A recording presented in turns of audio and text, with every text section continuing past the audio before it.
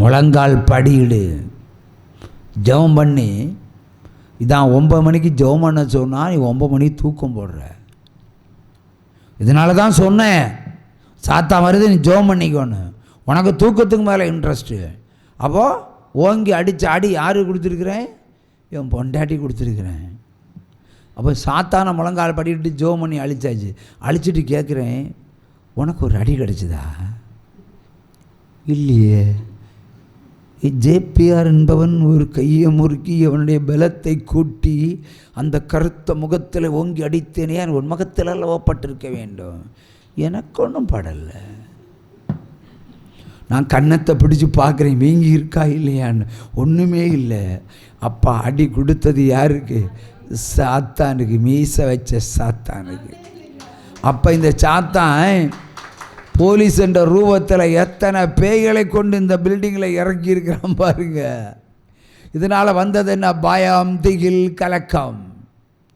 ஆகவே சாத்தான் கூட்டம் வீட்டு வாசலிலே வரும்போது உங்களுக்கு தூக்கம் வராவிட்டால் தூக்கத்துக்காக ஜெபம் பண்ணாதீங்க, முழங்கால் படியிட்டு ஜெபம் ஏறடுங்க.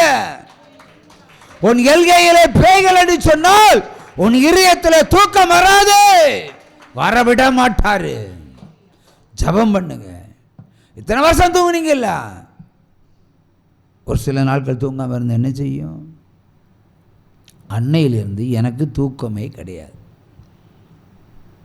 இந்த 23 வருஷமாக நான் 2 நாள் தூங்கியிருக்கிறேன். 2 நாள் தூங்கியிருக்கேன். 2 நாள் எப்படின்னா, ஒரு நாள் கால் கர்த்தருடைய கட்டளை மீறி ஒரு கல்யாண வீட்டுக்கு போக நினச்சல, காலை அப்படி திருக்கி விட்டார். நடக்க முடியாத கால். அன்னைக்கு 9 மணிக்கு தூங்கினேன், 7:30 மணிக்கு கிளம்புனேன். சமீபத்தில் ஒரு வாரத்திற்கு முன்னாடி, அதாவது ஒரு வாரம் முன்னாடி இல்லை, கரெக்டாக 2ஆம் தேதி, இந்த மாதம் 2ஆம் தேதி 7:30 மணி வரைக்கும் தூங்கினேன். ஆழ்ந்த தூக்கத்தை கொடுத்தார் 2 நாள். மற்ற நாளெல்லாம் உங்களுக்காக நான் விழித்திருக்கிறேனே, தூங்க விட மாட்டார். 12 மணி, 1 மணி, 2 மணி, 3 மணி, சற்று கொஞ்சம் அசந்து ஒரு அப்படி இருந்தாலும் டப்புன்னு அரை மணி நேரத்தில் எழுப்பி விட்டுருவார். 3 மணிக்கே பைக் எடுத்துகிட்டு எங்கடா டீ கிடைக்கணுன்ட்டு ஓடி போயிட்டே இருப்பேன். கொட்டும் மழையானாலும் சரி, மழையோடு நனைஞ்சு டீ குடிக்க போவேன். ஏனென்றால் உங்களுக்காக நாங்கள் செபிக்கணும்.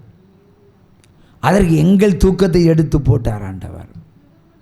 ஊழியக்காரர்கள் தூங்கினா உங்கள் வீடுகளில் மரணங்கள் சம்பவிக்கும்.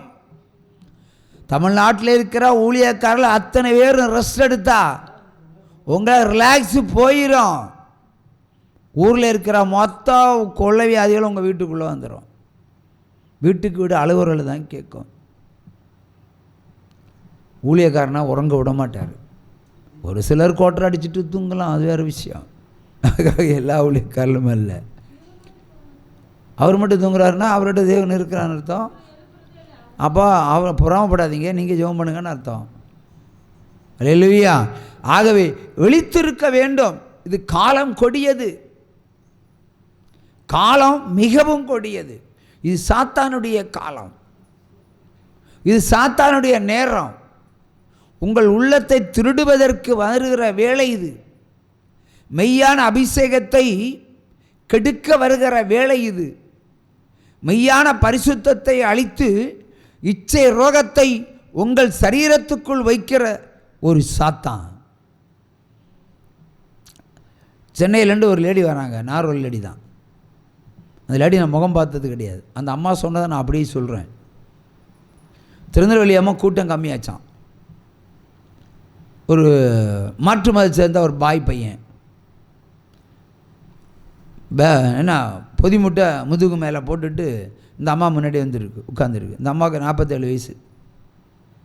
இந்த பையன் உட்காந்துருக்குறான், எதிரும் புதிரமாக இருக்கிறான். பெட்டியில் ஆள் இல்லை, நிறைய பேர் இறங்கியாச்சு.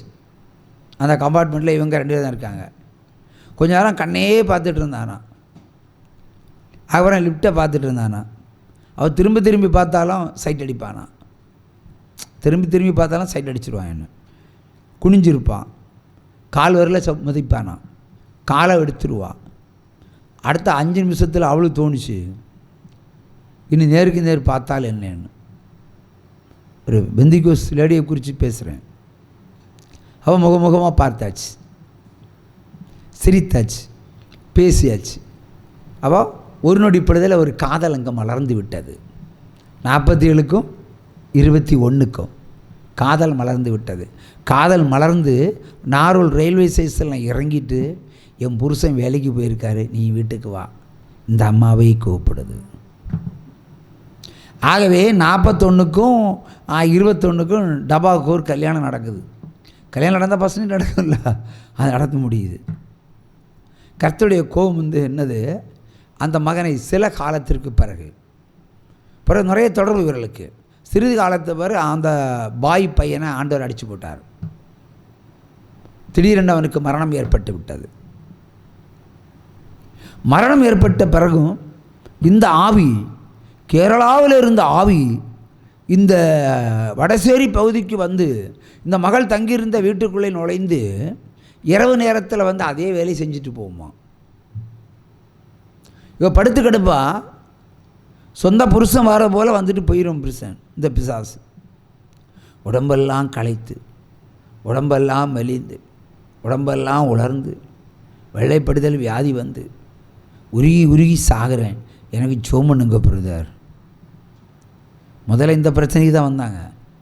அப்போ நீ உருகி உருகி சாகிறதுக்கு என்ன காரணம்னு கேட்டால் இந்த காரணத்தை சொன்னான். அவன் ராத்திரி வாரது மட்டும்தான் எனக்கு தெரியும், வருவது மட்டும்தான், அதுக்கப்புறம் எனக்கு தெரியாது. விடிய காலம் போகிறதும் தெரியும். என் சுயம் கெடுத்து போகிறான், எனக்கு சுயத்தை கெடுத்து அவன் ஆளுகை செய்து கொண்டு போகிறான். ஆகவே பிசாசும் கற்பழிக்கும். உற்சாகமாக கையை தட்டுங்க. அல்லேலூயா. ஆகவே ஆவி, ஆத்மா, சரீரத்தில் இந்த ஆவிகள் உள்ளே வந்து எல்லா வேலையும் செஞ்சுட்டு போகிறான். எஃப்ஐஆர் போட்டு உள்ளே தள்ள முடியுமா? ஈடிசியில் உள்ளே போட முடியுமா பேய்களை? முடியாது. வேத வசனம்தான். வேத வசனத்தின்படி நின்றால் மட்டுமே இங்கு தப்பித்து போக முடியும். வேத வசனத்தை விட்டு சற்று விலகினால் மொத்த பேய்களும் வீட்டுக்கு உள்ள. இந்த தேனி இருக்குல்ல, தேனி, அதில் ராணி தேனின்னு ஒரு தேனி இருக்கும். இந்த ராணி தேனியை நான் கையில் வச்சுருப்பேன், மொத்த தேனி இங்கே நிற்கும்.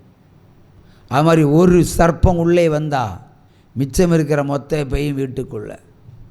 ஆகவே தூக்கம் வரலைன்னா நல்லா பாடி துதிங்க, நல்லா ஜெபம் பண்ணுங்க. புரியுதா? பாடி பாடி பாடி ஓய்ந்து போங்க. அதுக்கப்புறம் தூக்கம் வரலைன்னா பைபிளை படிங்க, தூக்கம் தானே வரும். சுருண்டு படுத்துருங்க. ஆகவே பிரச்சனைக்கு பரிகாரம் ஜெபந்தான். தூக்கம் வரலன்னு சொல்லி யாருமே எனக்கிட்ட நீ ஜெபம் பண்ணக்கூடாது. தூக்கம் வரலைன்னா ஜெபம் பண்ணுங்க. தூக்கத்துக்கெல்லாம் ஜெபம் பண்ண முடியாது. வியாதிக்கு ஜெபம் பண்ணலாம், பேய்க்கு ஜெபம் பண்ணலாம். நல்லா தூங்குறதுக்கு ஜெபம் பண்ணணுமா? நீ விழித்திருக்க வேண்டும். நீ விழித்திருக்க வேண்டிய பாத்திரம், ஜெபிக்க வேண்டிய பாத்திரம். 5 நிமிஷம் தூங்கினாலே போதும். ஆண்டவர் தூங்க வச்சா 5 நிமிஷம் போதும். ஆவடியிலண்டு நான் ரட்சிக்கப்பட்ட அந்த வேளையில் எனக்கும் தூக்கம் இல்லை, எனக்கும் தூக்கம் இல்லை.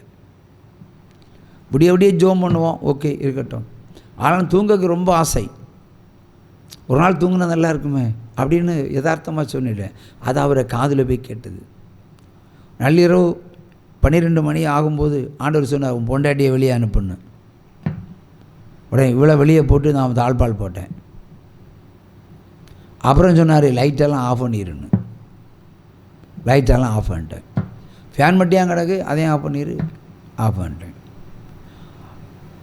ஆஃப் பண்ணதுமே அந்த அறை முழுவதும் மகாபரிய வெளிச்சம் வந்து சூழ்ந்தது. மகாபரிய வெளிச்சம். அப்போ என் மனைவியை நான் திட்டுறேன். நான் சத்தமாக திட்டுறதுலேயும் ரொம்ப சத்தமாக தான் திட்டுவேன். ஏய், விளக்கெல்லாம் அணைச்ச பிறகு நீ ஏன் விளக்க போட்டு போகிற? எப்போ இங்கே உள்ளே வந்த நீ? ஐயோ, நான் ஒன்றும் அணைக்கல, ஃபேனு நான் அணைக்கல. ஆனால் வெளிச்சம் இருக்க. எப்படி வெளிச்சம்? பயங்கரமான வெளிச்சம். இதே மாதிரி வெளிச்சம் நமக்கு புரியாது. ஆண்டவர் வெளிச்சமாக இருக்கிறார் என்பது எனக்கு தெரியாது.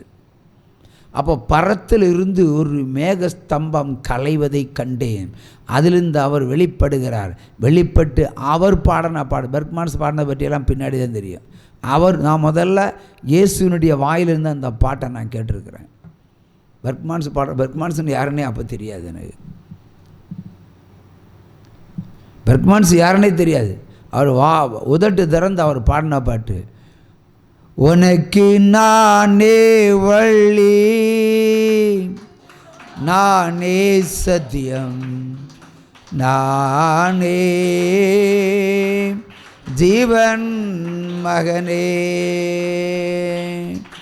உனக்கு நானே வழி, நானே சத்தியம், நானே ஜீவன் மகனே,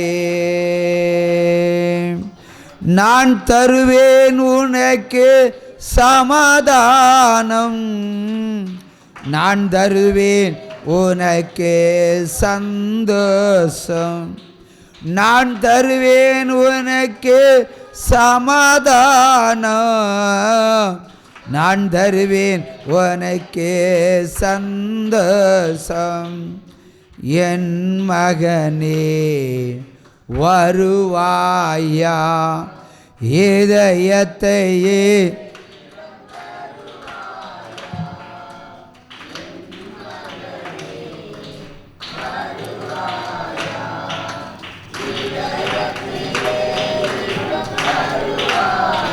உனக்கு நானே வழி, நானே சத்தியம், நானே ஜீவன் மகனே. வந்து பார்த்தா அங்கே பரலோகத்தில் கேட்ட சத்தம், அதுக்கப்புறம் இவர் இங்கே வந்து நிற்கிறார், ஜீசஸ் வந்து நிற்கிறார். நான் அடிக்கடி சொல்லுவில்லை, கண்டு விசுவசித்தவன், சும்மா யூகத்தில் ஒன்றும் கிடையாது, நிஜத்திலே வந்து நிற்கிறார். நம்புவீங்களா நீங்கள்? யாரும் நம்ப மாட்டோம், ஆனால் நான் நம்பினேன். அப்படியே நிற்கிறாரு கம்பீரமாக. நிற்கிறவர் சும்மா இல்லை, என்கிட்ட பேசுகிறாரு. மோசையிட்ட பேசுகிறதெல்லாம் அவங்களுக்கு 2 கிலோ சமாச்சாரம் அவங்களுக்கு தான் தெரியும். இங்கே பேசுகிறார், உனக்கு தூங்க தானே வேணும், என் மடியில் படுன்னு சொன்னார். என் மடியில் படுன்னு சொன்னார். எப்படி படுக்க முடியும்? அவர் நின்றுட்டு இருக்கிறாரு, எப்படி படுக்க முடியும்? உடனே என்னை பாடியை தூக்கிட்டார் சாயின்னு. பூமியிலிருந்து 1 அடி உயரத்தில் நான் ஃப்ளைட்டு மாதிரி நிற்கிறேன். அங்கேருந்து ஒரு வெளிச்சம் என் பாடியை சுற்றிகிட்டே வந்துட்டுருக்கோம். அப்போவும் அந்த சத்தம் கேட்கும், அவருக்கு பாடல் சத்தம். பார்த்தாச்சுன்னா நான் அவருக்கு மடியில் படுத்து கிடக்கிறேன். அவருடைய கரம் இந்த சிரசில். அல்லேலூயா. அவதான் எந்த ஊழியக்காரனும் முன்னாடியும் நான் முழங்கால் படியிட்ட சரித்திரமே கிடையாது. எல்லா ஊழியக்காரனும் ஒரு ஊழியக்காரன் இருப்பான். ஊழியக்காரர்களே எனக்கு இல்லை, ஆனால் நான் தான் வைக்கணும் கையை. உற்சாம கையை தட்டுங்க. அப்போ மட்டுமில்லை, அவன் மடியில் படுத்து கிடக்கும்போது விடிய விடிய படுத்து கிடந்தேன். ஆவியில் ஆத்துமாவில் எல்லாமே அவரோட. அன்றைக்கு அவர் எழுதின சொல்ல பாடல் தான் பாவம் செய்யாத தலைப்பில் 13 பாடல்கள். 13 பாடல்கள் அன்றைக்கு சொன்னதான் அந்த தீர்க்க தரிசனங்கள். அவர் மடியில் வச்சு தான் அவர் எல்லாமே சொன்னார், குழந்தைக்கு பால் ஊட்டுவது போல். அதில் எனக்கு பிடித்த வரிகள் அந்த பாடலில், நான் உன்னை தாளாட்டுவேன், நான் உன்னை பால் ஊட்டுவேன் என்று சொன்னார். நான் எழுதின பாடலில் வரி அன்னைக்கு அவர் மடியில் வச்சுட்டு பாடினார்.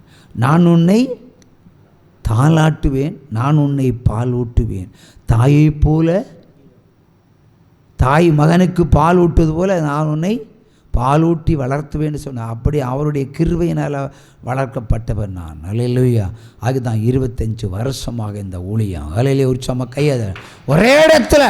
நான் அமெரிக்கா போகல, ஜப்பானும் போகல, லண்டனும் போகல, ஒரே இடத்துல இருந்து தான் ஊழியம். ஆனால் இங்கிருந்த சுவிசேஷம் உலகமெங்கும் பரப்பப்படுகிறது. அல்லேலூயா. அவை தூங்க வச்சார் அன்னைக்கு விடியும் வரைக்கும் எனக்கு தெரியாது. ஆனால் அவர் பேசுனதெல்லாம் இருதயத்தில் பதிந்தது. அவரோடு உரையாடுகிறேன். என்னுடைய பாவங்களையும் அன்றைக்கு காண்பித்தார். எல்லாவற்றும் மனதுருகி அன்றைக்கு விடிய காலம் வெளியே வந்தேன். வெளியே வந்ததும் நல்லா பசித்தது. அவள் மனைவியிடத்தில் அந்த சம்பவத்தை சொல்லுகிறேன். தேவன் இந்த பூமிக்கு வருவாரா? அவள் சொன்ன பதில், ஞானஸ்தானம் உங்களுக்கு தானே அவர் தானே கொடுத்தாரு, அன்னைக்கு வந்தவர் ஏன் வரமாட்டார்? எந்த வீட்டில் வருவாரா? ஆமாம், இந்த வீட்டில் வருவார். நேற்று இரவு அவருடைய மடியிலே நான் படுத்து கிடந்தேன், தரையில் படுக்கவே இல்லை. உச்சமாக அவர் வெளிச்சமாக தான் இருந்தார், அந்த வெளிச்சம்தான். ஆனால் வெளிச்சத்துக்குள்ளே அவருடைய வஸ்திரம் எனக்கு தெரியும், அவருடைய முகம் எனக்கு தெரியும், ஒருத்தரால் மறைய முடியாது. அவ்வளோ அழகுள்ள முகம். சும்மா எல்லோரும் சொல்லுவாங்க, நான் பார்த்துருக்குறேன். அவ்வளோ விளக்கி கொடுக்கவே முடியாது. அப்படிப்பட்ட ரூபத்தில் அவருடைய மடியிலே படுத்து கிடந்து ஊழியத்தை செய்யுன்னு சொன்னார். அதான் செஞ்சிட்டே இருக்கிறேன். உற்சாகமாக கையை தட்டுங்க. 4 மணி நேரம் நின்னாலும் சரி, 5 மணி நேரம் நின்னாலும் சரி, என் கால்கள் வலி ஏற்பட்ட சரித்திரமே கிடையாது. ஆனால் தமிழ்நாட்டில் இருக்கிற மொத்த ஊழியக்காரர்களையும் கொண்டு இங்கே ஒரு ஸ்டேஜை கொடுப்போம், ஒரு பைபிள் ஸ்டாண்டை கொடுப்போம், நின்று பிரசங்கம் பண்ண சொல்லுவோம். யார் அதிக நேரம் நின்று பிரசங்கம் பண்ணுறான்னு பார்க்கலாம். தண்ணி தாகவும் இருக்காது. உற்சாகமாக கையை தட்டுங்க. நான் ஜீவ தண்ணீர் எனக்குள்ள. ஹல்லேலூயா. பெருமைக்கு இல்லை, ஆனால் உண்மையை சொல்லுகிறேன். அவர் தூங்க வைக்கிறார். 1/2 மணி நேரம் தூங்கினாலே போதும். மருத்துவம் சொல்லும் 8 மணி நேரம் மஸ்ட்டுன்னு. அப்படின்னா எனக்கு 8 மணி நேரம் தூங்கின சரித்திரமே கிடையாதுன்னா, இந்த 2 நாளை தவிர. தேவன் விழித்திருக்கும்படி செய்தார் நம்மை. ஏனென்றால் நீங்கள் நன்றாய் தூங்கும்படி ஊழியக்காரெல்லாம் விழித்திருக்கிறார். ஊழியக்காரில் சில ஊழியக்காரர், நீ பாஸ்டிங் இருடா, இரவு ஜெபம் பண்ணுறா சொல்லுவார், எல்லா ஊழியரையும் சொல்லுவார். ஆகவே எந்த ஊழியக்காரனையும் நான் விமர்சனம் பண்ணுவேன், எனக்கு கொடுக்கப்பட்ட அதிகாரம். ஆனால் நீங்கள் எந்த ஊழியக்காரன் மேலேயும் கல் எடுத்து எரியாதீங்க. சொல் கல் ரெண்டும் ஒன்று தான். உங்கள் வேலை என்ன? விசுவாசத்தை வளர்த்தி கொள்வது, வேதத்தை கேட்பது, பிடிக்கலே இறங்கி போவது, அவ்வளோதான். எல்லா ஊழியக்காரர்களையும் ஆண்டவர் பயன்படுத்துவார். சிலரை போட்டு உடைப்பார், சிலர் துரத்தி அடிப்பார். நான் சொல்லுவேன், ஊழியக்காரர்களையும் சொல்லிக்கிறேன், ஆண்டவர்